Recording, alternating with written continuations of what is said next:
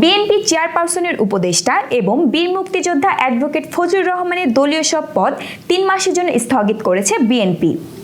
দলীয় সূত্র জানিয়েছে, শোকজের জবাব সন্তোষজনক না হওয়া পর্যন্ত এই সিদ্ধান্ত নেওয়া হয়েছে।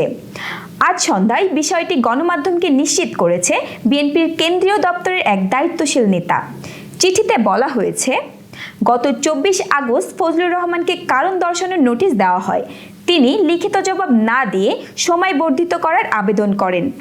অতিরিক্ত 24 ঘন্টা সময় দেওয়ার পরও যে জবাব তিনি দিয়েছেন তা দলের কাছে সন্তোষজনক হয়নি।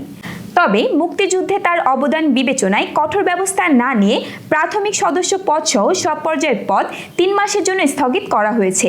এছাড়া চিঠিতে আরও বলা হয়েছে, এখন থেকে তিনি টকশো বা সামাজিক যোগাযোগ মাধ্যমে বক্তব্য রাখার সময় দেশের মর্যাদা ও দলের নীতিমালা যেন ক্ষুণ্ণ না হয় এবং দেশের জনগণের ধর্মীয় অনুভূতিতে আঘাত না লাগে সেদিকে সর্বদা সতর্ক থাকতে হবে।